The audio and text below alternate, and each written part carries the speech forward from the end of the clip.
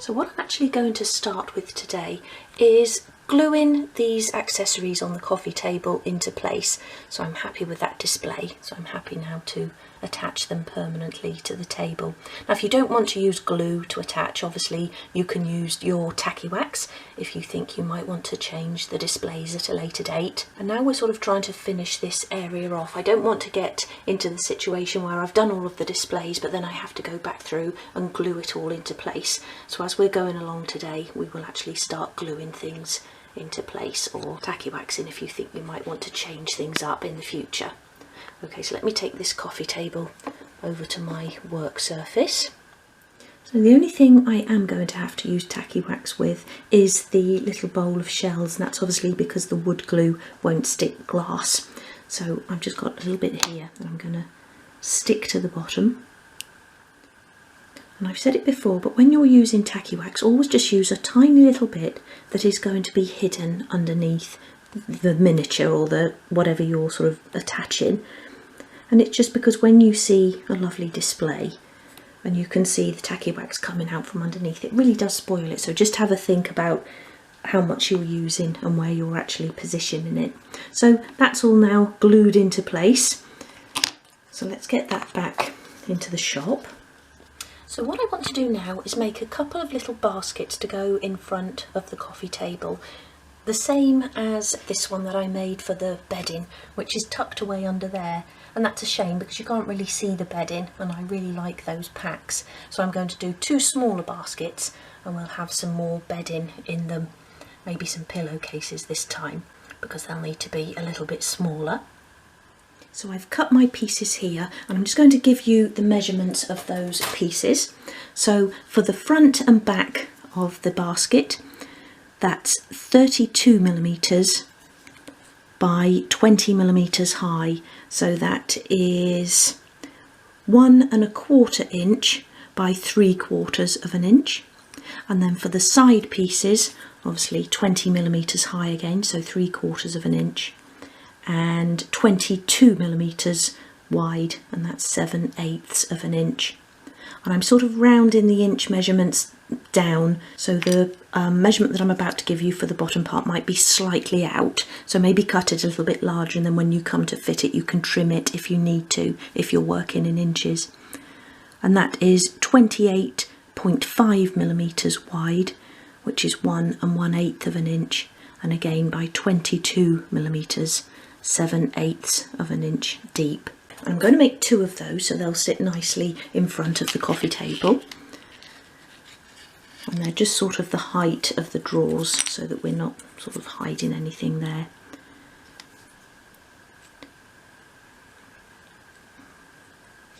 And I'm sort of constructing these in the same way that we construct drawers and things like that. So apply the glue to each edge of the base. Then attach your sides. I'm going to use the cord again for these, but you could use the fabric way of covering them if you wanted to. I'm sure you've seen me make these many times before. Leave that one there to dry for a moment and do the other one.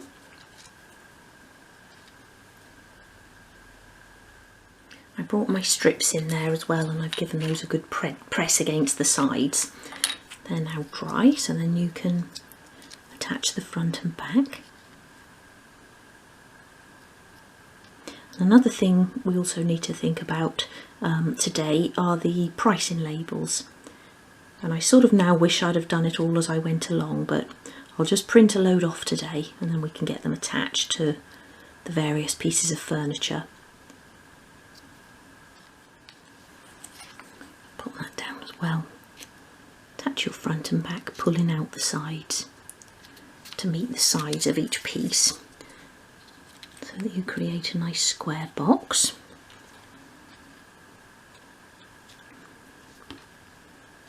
You can then sort of pick it up and give it a good squeeze once you've got the pieces in place. We'll sand them as well once they're completely dry, just to make it completely square. So that can be left to dry. Finish the other one. So that one can be left to dry as well, and as I say, once they're completely dry we'll give them a good sand and then we can attach the cord. So I'm just looking here at my memo board, and what I want to have a go at now are these little shell frames. And we'll start just by doing something similar to this, so just with one shell per frame. So I've got here some scraps of 1.5mm thick sheet wood, 1/16 of an inch. I've also got some smaller shells, and these are left over from my beach themed living room project, so I thought I'd try and use some of those up. And I've also got some canvas which I'm going to use for the backing inside the frame. Now I want my frames to be dark blue just to fit in with the main sort of colour of the shop, but obviously you can leave them natural. That might look quite nice, or just in a pale cream like the ones in the photograph I just showed you. Now we'll also need for this some thin acetate for the frame, but we'll attach that later. So rather than giving actual sizes, what I'll do is I'll show you how to work out what size you want your frames to be, because obviously we're just putting the one in the centre for this little set of 3, but you can put as many as you like in. So I've done them before with 6 in for my beach themed living room. So basically you want to cut your backing frame the size to fit however many shells you're going to be using. So I want to choose 3 that are sort of similar sizes. So let's have a look what we've got. I want them to be different as well. So I really like those ones. So we'll have one of those. And there's a really nice long conch shell in here somewhere. You can never see them when you're looking for them. That one, that's really nice. And then see if we've got something of a slightly different colour. But that's similar sort of size as well. Yeah, that one, that's quite nice. So that will make a nice set. So if I take the sort of longest one of those, and you want there to be a little bit of backing around it, so sort of lay it onto your piece of wood, giving it a bit of a border. I'll probably leave about, I don't know, maybe that's about 4mm around each side. So what do we need?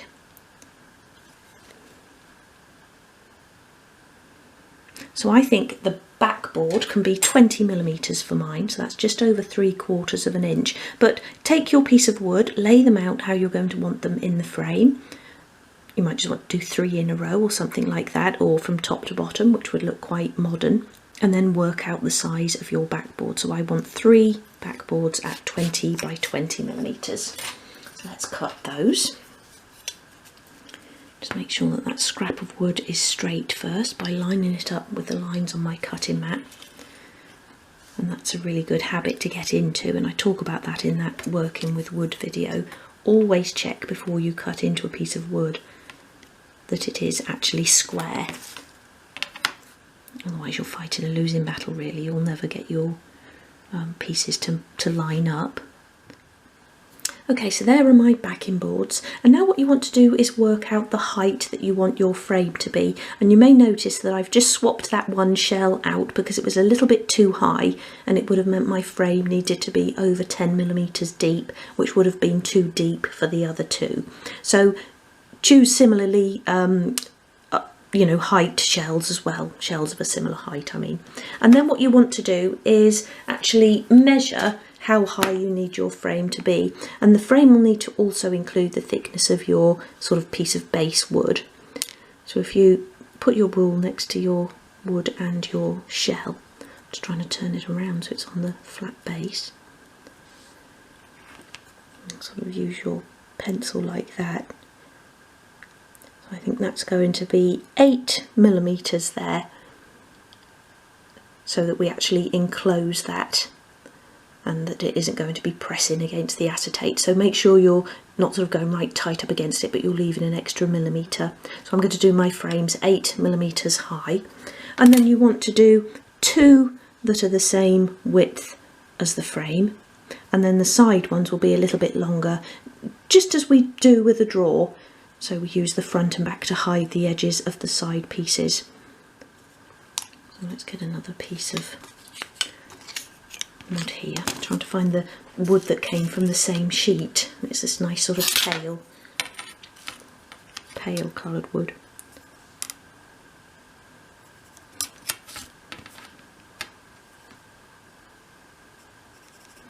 So I want 6 of these strips at 20mm,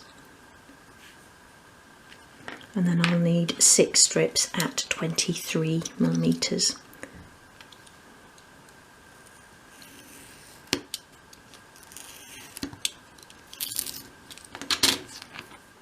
So there are my frame pieces, and these are constructed in exactly the same way as any sort of box or drawer. So again, begin by applying glue along each edge of the side piece.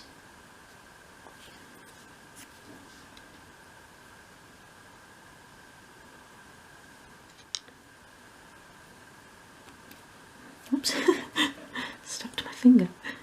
I'll bring those strips back in and give those a good press against the sides.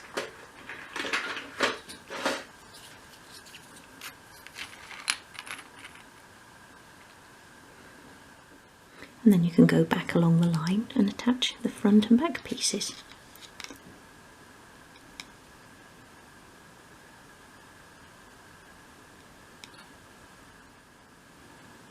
Again, pulling those sides out to meet if it's not entirely square. And I'm just sort of peeping through the lens there to see that I was on camera. I realised that you might notice I'm not wearing my wedding ring. And it's just because I've got incredibly dry skin around that finger, and unfortunately the ring doesn't fit on the other finger, on, you know, that same finger on the other hand, slightly bigger. But that's the only reason, nothing sinister. Like that, and then I've got a slightly higher side here, but again, just like we would with a drawer or any sort of box, we'll go around and give that a good sand once it's completely dried. So pop that one to one side.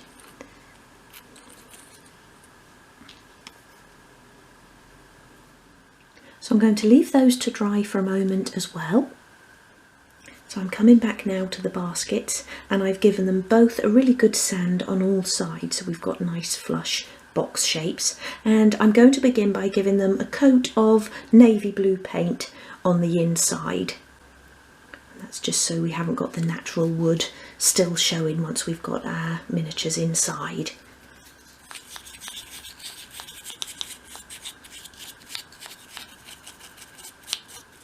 So that's a coat of paint in each of those, and I've gone around the top edges as well. So I'll leave those to dry now, and then I'll come back and add the cord. So I've made a start on the first basket, and this time I've done blue over cream, just to make a bit of a difference from the bedding basket. And I'm sure you've all seen me do these many times before. I've done them here and on YouTube, and they're included in some of the books as well. And it's just a really simple way of creating a realistic basket, I think. So I'm just applying glue sort of 3/4 of the way up, which will be the cream, but it doesn't have to be exact.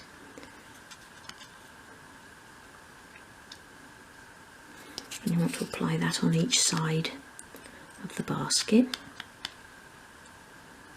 And I think I said to you the last time I made these that I'd seen a lady in the Little Bits and Pieces by You group who had actually used double-sided tape around the outside. Now I did have a go at that, and it's easier because you're not getting glue all over your fingers, but if like me you're a bit of a loose winder, then it's quite difficult to push the string down because it's already stuck in place. But if you're quite good at sort of winding quite tightly and keeping them tight, then that's a much easier option than the glue, and you don't get your fingers quite so messy either.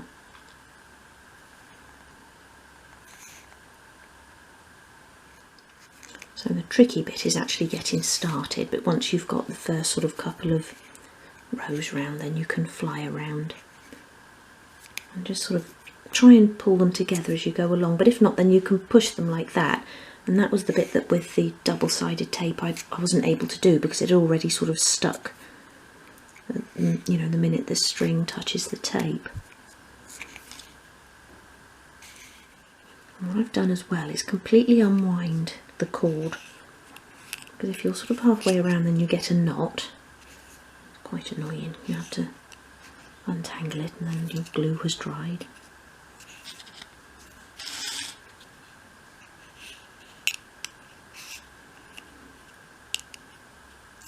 And I said earlier about not having my ring on because of having that dry patch of skin, and I think what happened, I was doing a lot of sanding one day. I said I had about 4 different projects on the go at once, so I was doing a lot of sanding, and I think the sanding dust actually got underneath the ring and then just sort of you know, started making my finger really itchy, dry and itchy. So I've had cream on it. It's nearly healed up now, it's just a bit of dry skin there, so I'll be able to get the ring back on in the next day or so. But every time I put the ring on, it was all sort of hot and itchy. And sanding dust can do that. It can make you sneeze and cough and things like that, so it's always best to have a mask on, but that doesn't prevent it from affecting your skin. And Matt said to me, well, wear your gloves, but I do so much sanding, to be honest with you, keep putting the gloves on and off would be such a nuisance really, but I suppose I should put the gloves on to sand. Especially if my skin's becoming sensitive to the sanding dust. And there's a really good website called wood-database.com, and it tells you about every type of wood you could possibly find, and it's also got all the sort of toxin information. And you'll find a Bishi on there if you wanted to look that up. Some of them, none of the woods that I use, or probably you use either, can cause horrible things. Hives and things like that. Blistering skin. Like I say, that's like the specialist woods and nothing that we would use for crafting.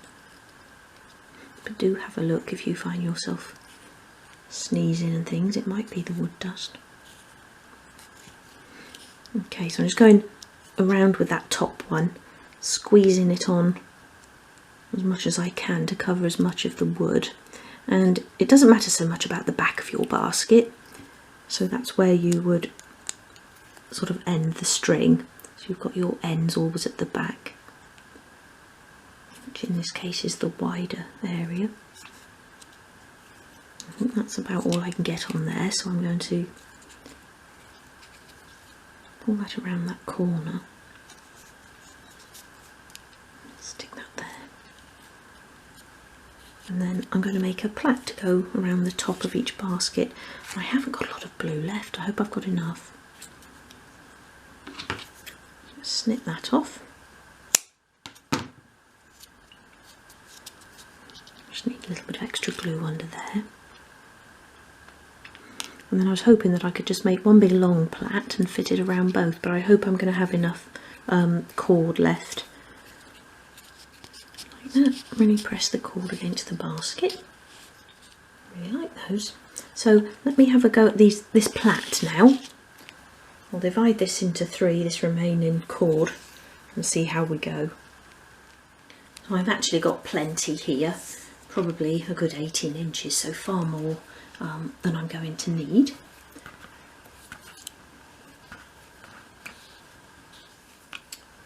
Right, I think that's going to be more than enough, so I'll tie that off now.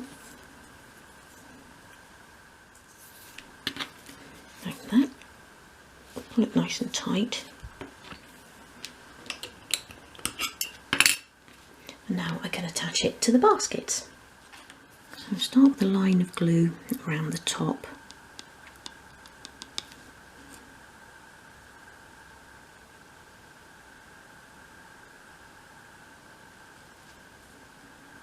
This glue's starting to dry, so it's going a little bit lumpy, but it'll be fine. I always like to use as much as I can off the card. But if you do get to the end of the job and you've got a lot left, you can always scrape that back into your, you know, pot of glue or bottle of glue. Waste not, want not. Okay, so where you start, it's normally a little bit baggier, so you always want to sort of discard those first few loops and then start where it's nice and tight. And again, you want to start at the back. I'll actually cut that off. Hold on to it so it doesn't unravel. So start at the back again, and then we're just feeding it around that top edge.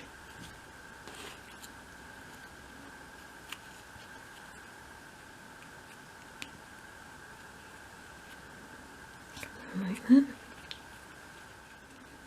Keep sort of pressing it into place.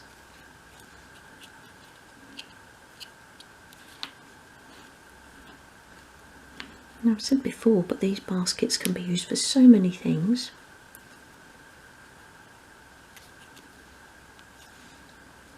They look nice in kitchens, bathrooms, nurseries.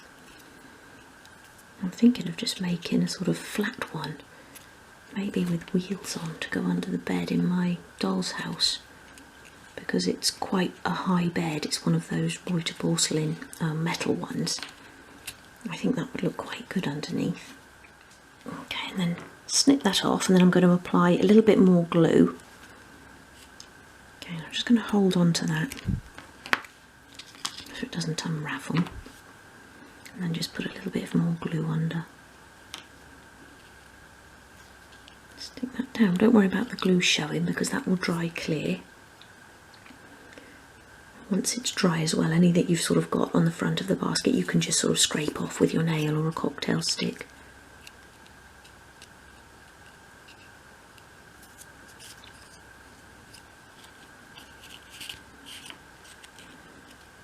Okay, so I'll leave that one to dry and do the other one. There's that one as well. I used probably a bit too much glue along the front there, so I'll wait till that's dry and then just sort of flake that off. And that noise you can hear is the window cleaner. That's Matt. Hello!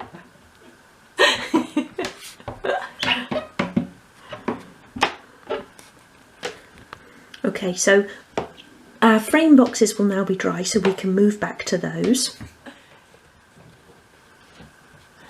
Around that side now as well. And actually walked around that's sort of like the back of our house round there, and I walked that way round last night on my way to go and get Woody for his walk, and the back of the shop, the brick at the back, has really faded in that sunlight, and I'll show you once we pull that out to build in those. I was going to do some panels at the back, if you remember, to cover the wires, so I'll show you what's happened there. But it might just be a good idea, if you've got something in a window, to maybe put some fabric or some sort of lining paper over the back, just to stop it from fading. And certainly once we start work on the mount field, which I'm also planning on sort of having sit in there while we're working on it, we'll have to sort of keep covering it over with a cloth or something. So I just wanted to mention that. So once your frames are completely dry, you want to sand them on all sides so that you get a nice flush piece. So sand it face down in small circular motions, and I've already done these because it makes such a horrible sound on camera, but you want to be very gentle with it, because you don't want to take away from that height and then find that the shell or whatever you've chosen to go inside is going to be taller than the frame. So just be really gentle to get a nice flush edge around there. And then I also go along the sort of edges of the box where there's a join, and again just really gently in one direction, and that will smooth off those sides as well if you've got anything sort of sticking out there. So these are now ready for paint. I'm going to do mine in dark blue. I actually think the natural wood looks really nice, especially with the Hessian fabric that I'm going to be using, but the natural wood really doesn't go now in my shop with all the blues and pale greys and everything that I've used. So I'll be painting mine in the dark blue. And I've also cut here some strips of 0.8mm sheet wood, that's 1/32 of an inch, and I've cut them to 3mm, which is 1/8 of an inch. And we're going to be using this for the frames, and it's just so much easier to paint the strips before you cut them into the frames, and we'll be doing the angled corners as well. So cut more than you think you're going to need. So I've done one per frame and then a couple of extras just for errors and just to make sure I've got enough. And then we'll paint these as well. And then when we come to fit them, it might be that we need to just touch in some of the paint. But again, like I say, it's just easier than cutting them all to size, marking up which frame they're for, etc., etc.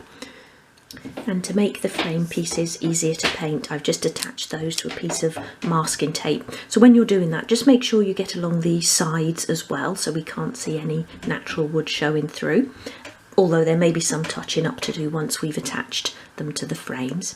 And then I've got my plastic pot here, which I can stand those on once I've painted them so that they don't stick to my painting sheet.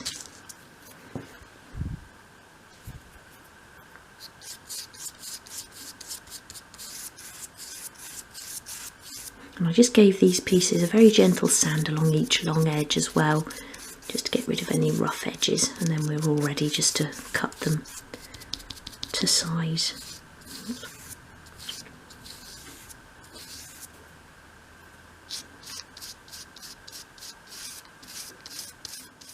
So that's a coat of paint on each of those pieces, so I'm going to leave those to dry now.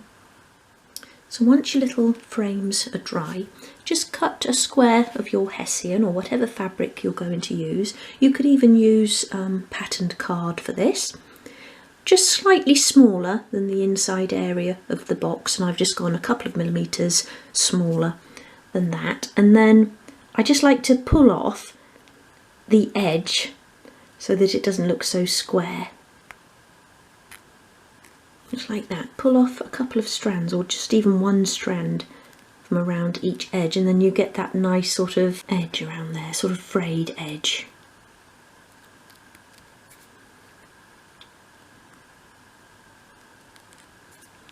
Like that. You can then stick that into the bottom of the frame. Just use a tiny little bit of glue.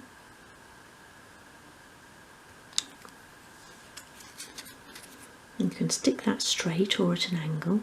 I'm going to put mine straight in there. You can really go to town with these little frames.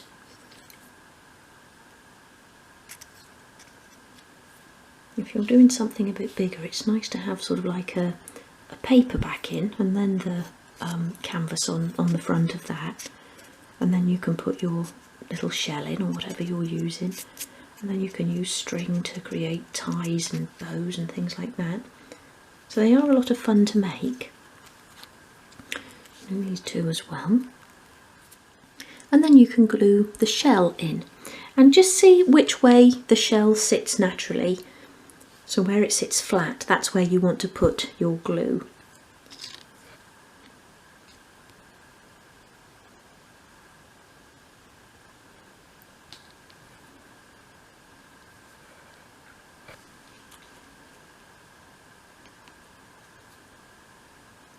Like that.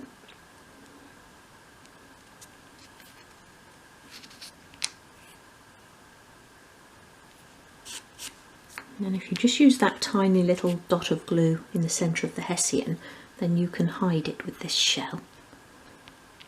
That one I can just lay down like that.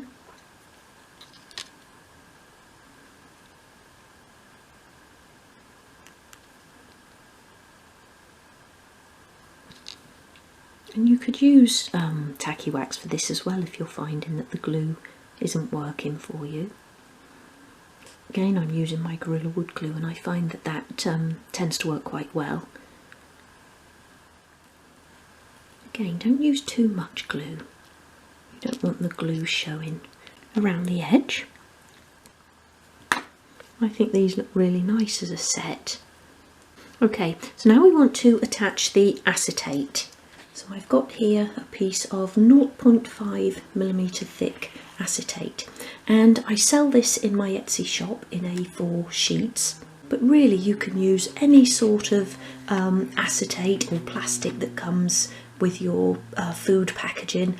I keep everything that's got a bit of plain acetate on it, and I just stick it in the drawer in my filing cabinet, especially for sort of little jobs like this. And then to cut that, measure your frame, so height and width, and then make yourself a little template, and it just makes it easier to do it on paper than trying to mark out the measurements onto your acetate. So then it gets very dusty as you're working with it, but don't worry, because you can just wipe that off with a damp cloth. Line it up along 2 straight edges. I keep moving it as I let go. And then just use a little bit of masking tape to stick that into place.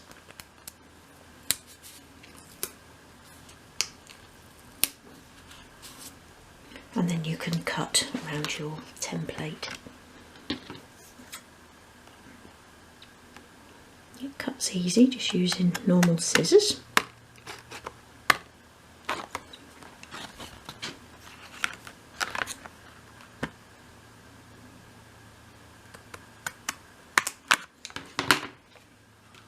And I'm really annoyed because I can't find my glue and glaze, and I actually had a new bottle of it and I'd only used it once, and I just do not know where I've put it.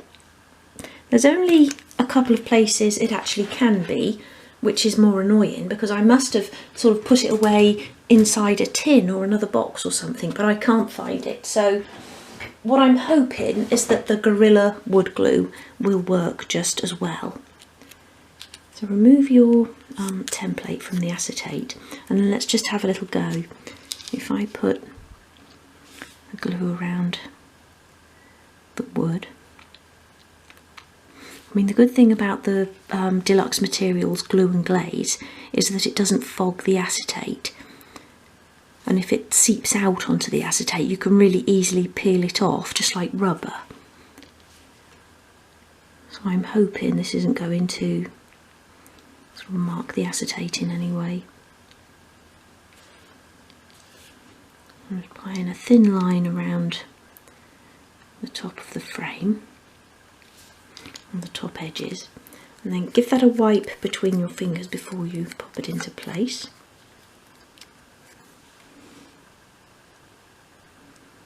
And then sit that over like that. Now we are going to be adding a frame, so where the glue is sort of seeping out a little bit there onto the inside, we will be covering that, and that should dry a bit clearer than that as well. So pop that to one side to dry. I'm doing the next one. Just let me leave that sitting on there until I'm ready for it.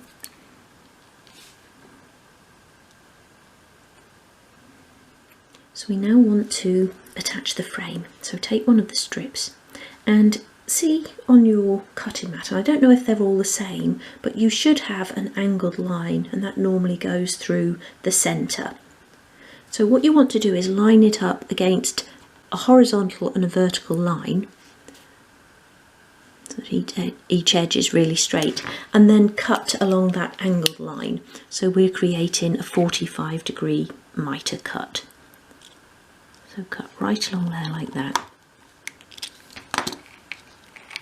And then lay that onto your frame so that we're overlapping the thickness of the 1.5, and so that the lower part of the mitre cut sits right in that corner along the joins between your sort of top and side piece of wood.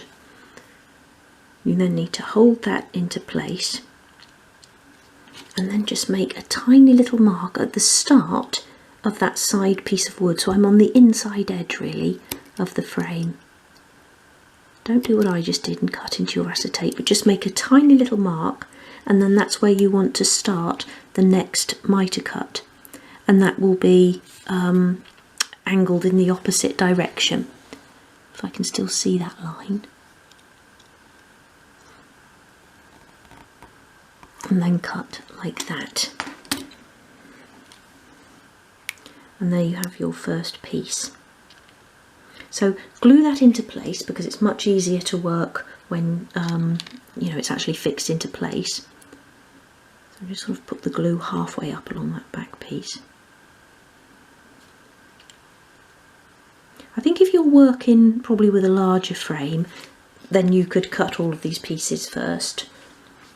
When you're sort of doing it at this sort of size, it's easier to work your way around. So glue that on like that. Probably put a little bit too much glue on there, but I'm hoping I can just sort of chip that off once it starts to dry. And then this will become your next piece. So that will line up at the corner there.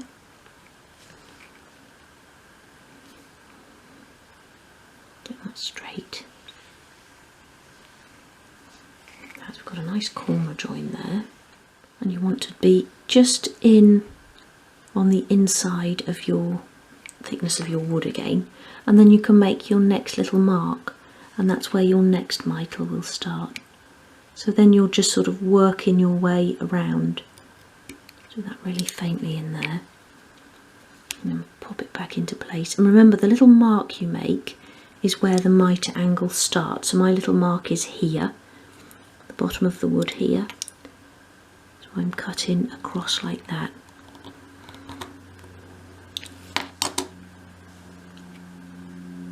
And then you can glue that one into place. Put a little bit less glue on this time. I'm also just going to pop a tiny little bit onto the actual cut of the mitre there.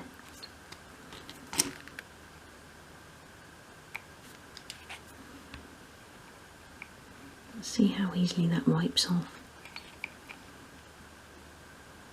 Oh, it does actually. So let it dry a little bit, and then similar to the glue and glaze, it just sort of comes off.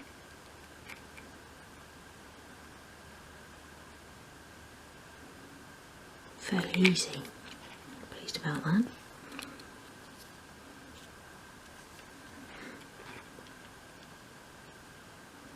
And then stick that one into place as well. And then you're just sort of working your way around, so using your last join as the start of the next piece. Chances are the last join is never going to be perfect. And I bet that's not big enough, is it? No, I need it to be a bit longer. So just start again by cutting a mitre in your next piece. And if you have worked your way around quite quickly, then chances are you'll still be able to sort of slide them about a bit, so jiggle them a bit, so you can really sort of push them together and get as neat a join as you can. Now I've got a little bit of a gap there, but what I'm going to do is let that dry now, and then I'm going to just pop a little bit of paint over the gap, because what you can see there is a little bit of glue but also a little bit of the wood. And you can paint around the sort of wood piece of frame around the back as well. I'm going to be having these on the back wall, so I won't bother doing that. But if you were having them on a side wall in the house where that could be seen, then do just pop a little bit of paint around there as well. But quite pleased with that. Okay, so I'll pop that to one side to dry and do the remaining two. So I've just finished those frames up by doing a coat of paint over the top of the frames, and that really neatens them up, and if you've got any gapping in your mitre joins, it hides that as well to a certain extent. So once they're dry, I'm actually going to fix them into place on the wall. So in the meantime, I've dressed this little blanket chest here, and again I've glued the cushions into place and the little wooden ornament, and the jars are stuck with tacky wax. And our little baskets are in place as well. Now I've misjudged it really, because I'm editing part one of this video. Well, I've edited it, but I'm just exporting it, which is sort of saving the file as a file that can be shared online, and that takes about as long as the video, so that's going to take about 45 minutes. So until that's done, I'm not going to be able to print anything, so I won't be able to do the labels for our little bedding sets that we're going to put in there, or any of the pricing labels, but hopefully I will get those done today. But what I actually want to do now is start dressing the back wall. So we've got our 3 shell frames, which are drying at the moment, but which I'm going to have down here above this lamp. So I want to find 3 pictures that I can put above the other lamp that is going to balance that out. So I've chosen a little selection of prints here, and I just wanted something that would work out the same height as those 3. And from a distance that's going to look really nice. So let's start putting these into place. Okay, so I'm going to start over in that corner. I should have perhaps moved things out before I made a start. Let's just, I need to actually leave that there so I've got a level for it. And I'm going to use the bricks to actually get the picture straight into place. So I want to start along that one there where the bed starts. That was that one, and then what I'm actually going to do is put the one above so that I know how far to distance those apart. I'm probably just going to be actually blocking your view, so sorry if I am. I'm just using those 2 at the bottom as a way of lining up the next one, really, like that, and keep sort of standing back and having a look and make sure that they are sitting straight. Let me just show you from the front there. And you can use tacky wax if you don't feel confident just sort of sticking them directly to the wall. And of course, if you sort of make a mistake or change your mind, there's not a lot you can do about it. So if you think you might change your mind again, then do use the tacky wax. I'm just going to carry on with the glue for now. So that's those first sort of 2 sets of pictures up there. And it makes such a difference once you start adding your wall art in. It really does pull it together. It looked sort of really plain up there with that big sort of expanse of wall. But just even putting those few bits on really does make a difference. And I put everything back in place so you can sort of see it, how it will look. But obviously I've got much more to put in place. And I've been going back to my memo board. And one of the sort of earlier pictures I chose as inspiration was this one, just because I loved all of these different shaped bits and pictures and everything on that white background. And if you look here, this picture is actually just propped on a couple of books on the table. And I quite like the idea of that. So what I was thinking is having a picture just propped on top of the bed there, and I think that looks quite nice, and then I can continue sticking things onto the wall around it.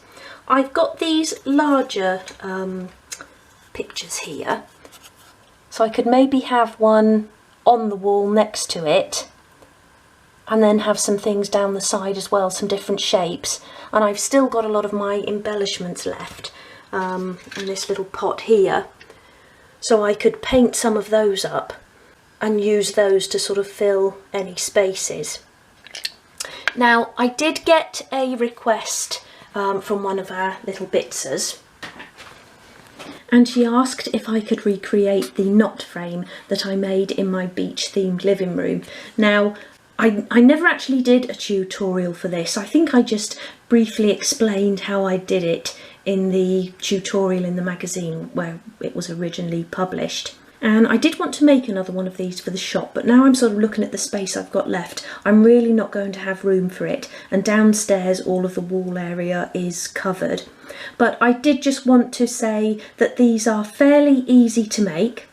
So the frame you would make in the same way that we've just made the little shell frame, and what I would advise is that you make your knots first.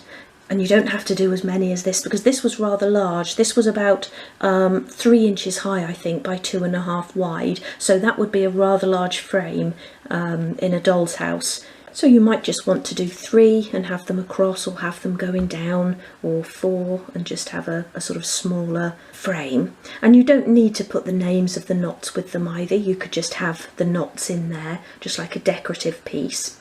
And to actually make the knots, if you just put into Google nautical knots, you'll find pages and pages of knots. And what I actually did was take a photograph of the screen with my phone, and then you can bring that in and copy the knots. But the beauty of it is you don't actually have to tie the knot. You can just use your string and manipulate it to look like the knot, unless you're sort of quite good at knotting. And some of them are fairly easy, and you also get the more complicated ones like that one, which is called a reef knot. And then the one I actually put into my little frame, which I really liked, had the little ring through it, and that was just a little gold jewellery ring, and I just created the knot around it, and that one was fairly easy to do as well. So sorry that I can't actually give the full tutorial today, but I think if you know how to make the frame, then really you can put anything that you like in them and make them to any size that you like. So I hope that helps. So what I want to do now is actually put these frames into place. I'm going to have them above the sofa over here, because I think it makes more sense to have shelves in a sort of living room area. And I wanted to do them sort of staggered like that, so no wider than the sofa, but just maybe overlapping a little bit, and then I can fill out the space here underneath my right hand, and then the space above with, again, pictures and shapes, and I think that will look quite nice as well. So again, if you're if you're not sure, then do just try tacky wax just to try them in place, and even if you wanted to fix them permanently, you can use the tacky wax just to have a play around, because obviously then you can just remove them and scrape the tacky wax off and then use your glue. And I've also said in previous videos about when you put a picture on a wall, not just to stick it flat because it doesn't look natural, but when you're sticking them against a back wall, I think it's okay. It's just when they're on a side wall that it looks better if you have them just slightly hanging away from the wall, just to give the illusion that there is actually a hook behind there. So let me get some glue on the back of these shelf units. And you know, having said that obviously your glue is permanent, once they're stuck, that is the case, but whilst you're putting them into place, you have got a couple of minutes, or maybe not a couple, but a minute or so, that you can jiggle things around if you need to. So I've just put that in place, stood back, make sure it was level with the top of the sofa, and I needed to move it up a bit, so you can do that. And I'm just going to the edge of the sofa there as well, rather than overlapping it, because again, I think that when you're looking from a distance, that gives a sort of nicer appearance. Because even though you want it to look sort of quite random and higgledy-piggledy, still to have those sort of lines keeps everything really neat. I like to do it like that anyway, but of course it's your shop or your room, and you can do exactly as you wish. That looks quite good. Let me bring you round and show you again from the front here to get the best sort of angle. So I've got a little bit of room under here now where I could put a few more pictures, so I'll see what I've got left. I have actually got another sheet. I'm ashamed to show you this desk down here because it's absolutely messy, and I'm just sort of leaning over it all to get where I need to get. Now look, this little sponge I got from Boots with my last shop, and it's I'm sure you all know, it's called a body polisher, and it was only £1, and I just thought for £1 I can take that apart and use this netting. It'd probably be quite a large sort of hole for a 12th scale net, but I think we can make something from that. I had originally this little, I can't find it now, here it is, I think some sweets or something came in this, and that is probably a better scale for the holes, but I haven't got much of it, and I thought it might be really nice to do that net in the stairwell and have some shells and those beads that I spoke about, the weights or the glass weights stuck to it or something. Might even look quite nice on the back up the top there, because that's quite dark in there, so we could brighten that up. So I got that, I meant to say that to you earlier, but I've got these pictures all left down here, which I've all backed onto board, and then I've still got a sheet left in here that I can cut up if I need to. So I've got lots more sort of bits that I can play with in there and fill up the space. And then I may have to paint up some of these little embellishments. I really like these smaller ship's wheels, so I might paint up some of those, and we can maybe do them in a little cluster of 3. above the bed, or even in here, just to make for some sort of different shapes and everything. I actually forgot I had these ship's wheels. When I tried just one up there into place, that was a real sort of hee-hee moment, because I think they look really good. And I've left a little bit of space in there so that I can get a pricing label in there and have the 3 prices on there. But look what I did, being silly, I've stuck this one the wrong way around. So this is the side that isn't painted properly, and I'm not sure if you can see on camera, but I'll just get my tiny brush out in a moment and just touch that paint in. I think that's looking really good. So I need to find a few more bits to go in these spaces here. So I'm going to have a go at making a wooden life belt. And because it's so easy to cut, I'm going to use balsa wood, and this is 3mm, 1/8 of an inch thick. So I want it to be about 35mm round, which is about 1 3/8 of an inch. So take your compass and set that to half the size you want the outer circle to be. Like that, and then draw your circle.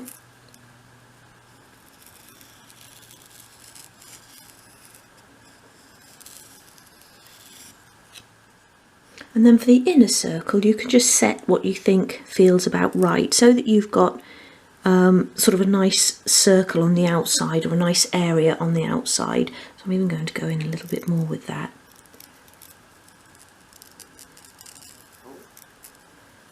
And we're going to be painting this, and I've also got some lettering what I want to put around the outside, so make sure you're leaving room for that. And then we're going to cut that out. And then you can begin cutting that out, and as usual I'm going to begin with the scribe, and I'm just going to go around the outside edge of my lines, and it just helps the blade to stay on track if you've made a little groove for it first. Even though balsa is really easy to cut, we still want to keep it, well, keep the lines nice and straight. Central one as well.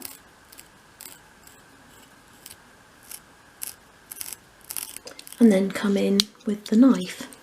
And I'm just going to go around that line again. And we're just sort of scoring that deeper into the wood at this stage rather than trying to cut it out.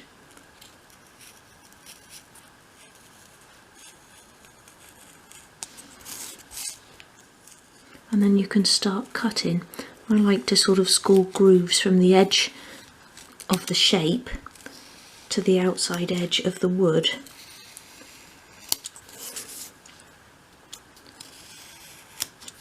Already I'm through there.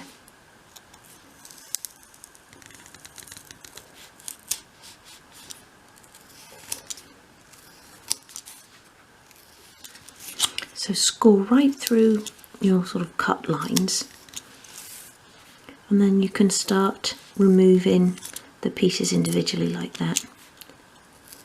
And like I say, with balsa it's so much easier than using a harder wood.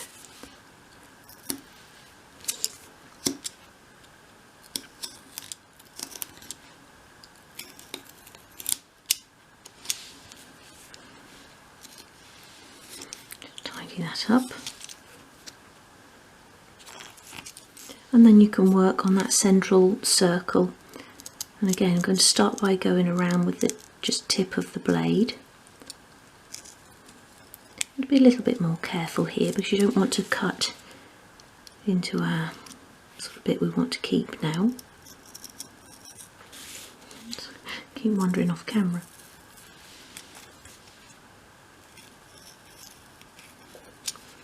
And you can cut your scores through, but again just being really careful, and also being really careful of your fingers.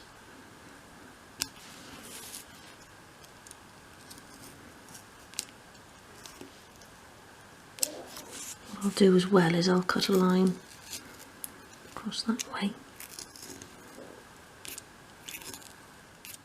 and then you can just work to remove each of those.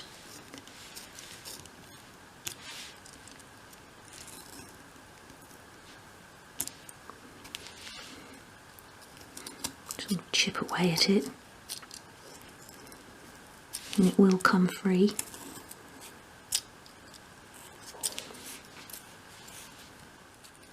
And sort of start chipping those out.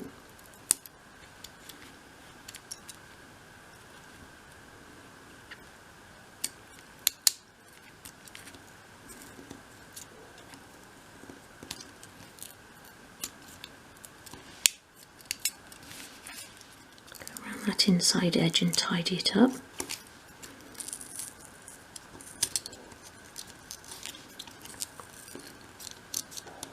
Get a little bit of sandpaper in there as well.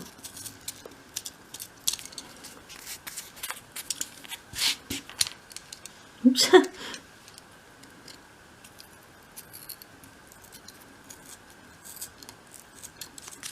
I'm using a piece of 500 grade sandpaper to tidy that up, and you probably don't want to go any stronger than that with balsa.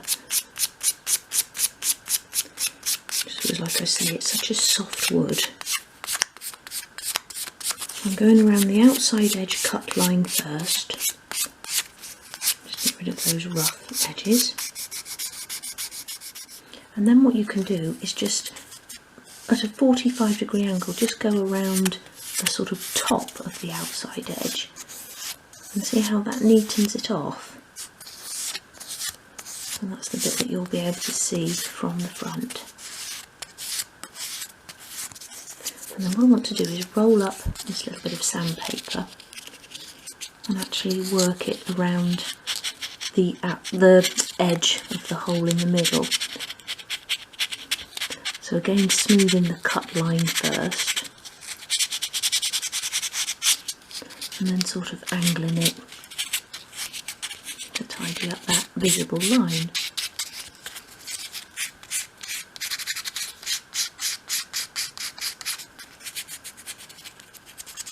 Might help to wrap it around a pencil or something.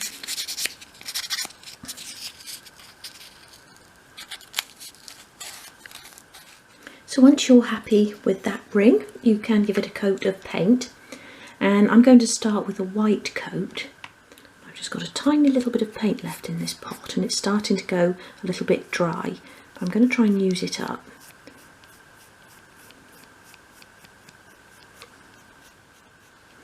We get in that circle in the centre as well. I should have stuck this on a sheet of paper really, but again I was rushing a bit. I really want to get the filming finished this morning because the video is actually due to go on tomorrow. Today is the 9th. Okay, so I'll put that back on. And that can be left to dry. So just while that's drying, I want to show you what I've done on the back wall there. And I changed my mind on the stand-in frame, which I had sort of propped on the headboard, and I've just done a cluster of prints there, which I think looks really nice. And I've got space here again to put the pricing label. And then over here I thought I'd use a couple of those little seahorse embellishments. So I'll paint those up and I'll have those in there, and then we'll have our life belt hanging here. And then I just really need to think again about this area here, and it might be that I make another couple of shell frames to go up there. But what I'll do is I'll have a look back through my original inspiration pictures and see if I can find anything there that would sort of really stand out in that area. I'm going to do these in the pale blue, in the tidal wave, just so as there's not too much dark blue up in that area of the wall.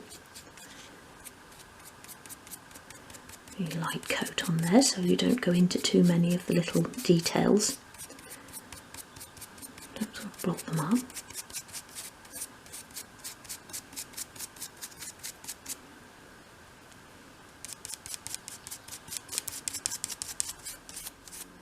So my paint is now dry, so I now want to put the word beach on here. And I'm going to be using these Letraset letters, which are just sort of transfer letters, and you can get them in most stationers, but the trick is to choose the smallest ones that you can find.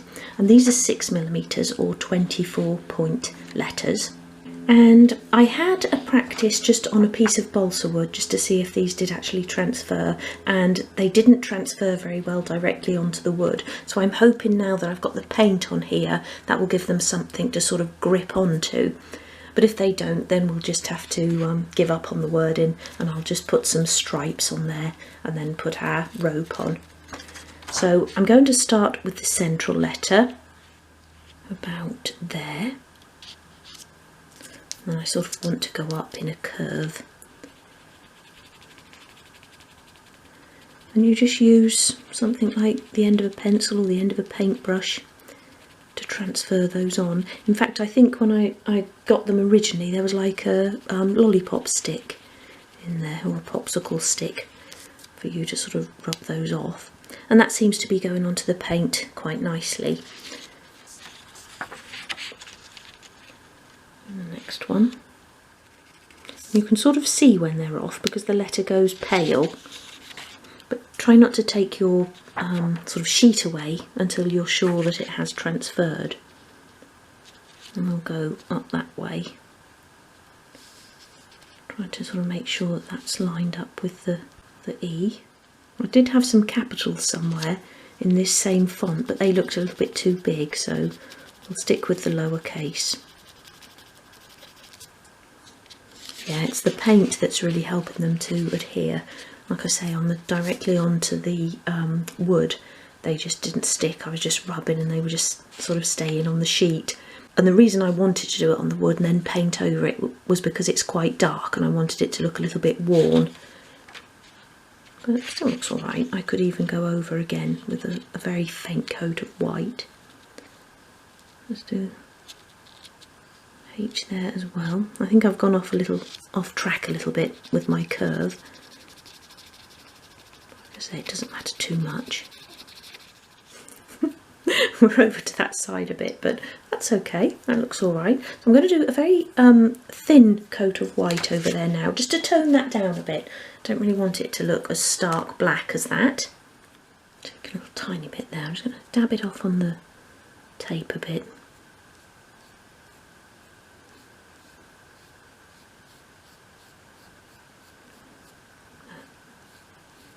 And just sort of tones it down a bit.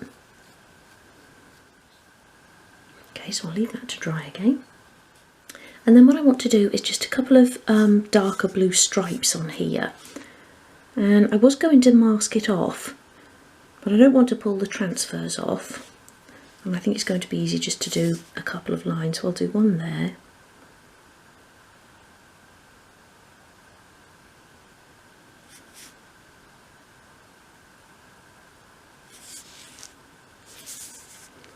And one over there. And then we'll do a couple up there as well. And I think I'm going to continue that into the centre.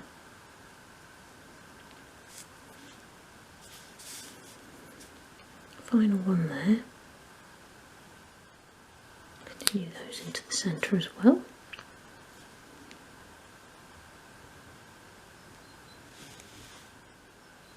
Oops. This really is rustic. And I'll go around the side as well. Like that.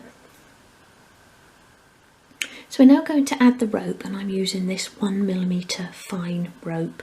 And you want to cut two pieces about, I don't know, elbow length, and that'll be more than we need.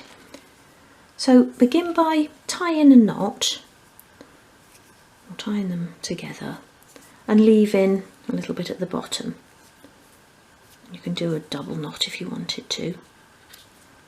Actually, I think that looks big enough. I'll leave it like that. And that will go like that. We'll trim those bottom bits off. And then we want to have another knot at each side like that to actually stick to the edge of the disc there. So you want to tie another knot about 30mm, 1 1/4 inches from the first.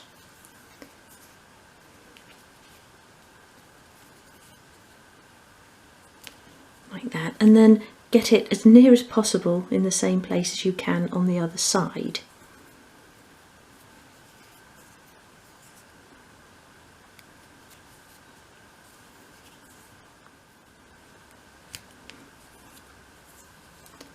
That's about right.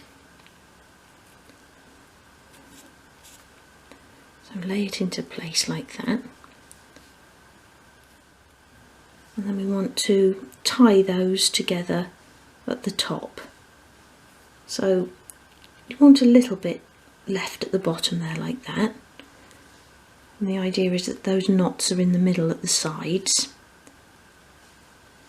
So get them into position and then pull your ties round and work out where you need to do the final knot or knot them together. So I think about there.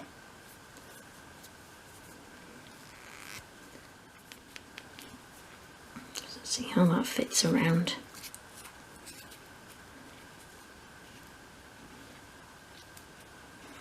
Yeah, that's not too bad. So then what we'll do is we'll trim away at the bottom. You still want to leave a little bit of a tassel. Trim like that, and the same at the top there. And then we'll actually stick the knots to the side. So if you just put a bit of glue actually down the side of the ring.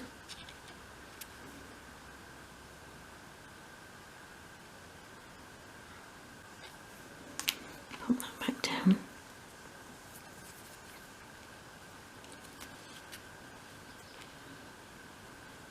And put the string or the rope back into place. Want it to look so that it's even. And so that your lettering is sort of at the bottom there. Going to just come around that side a little bit.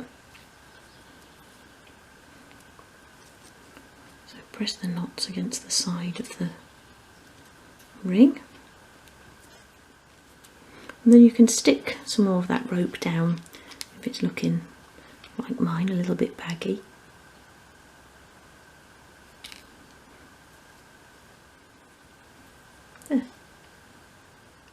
So that's that in place, and also the little seahorses up there.